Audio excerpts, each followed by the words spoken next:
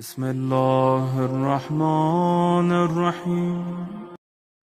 بسم الله الرحمن الرحيم.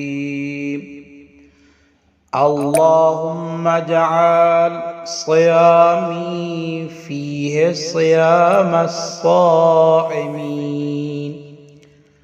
وقيامي فيه قيام القائمين،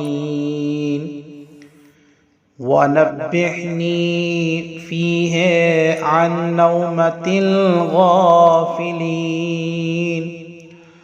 وهب لي جرمي فيه يا إله العالمين، واعف عني يا عافيا عن المجرمين.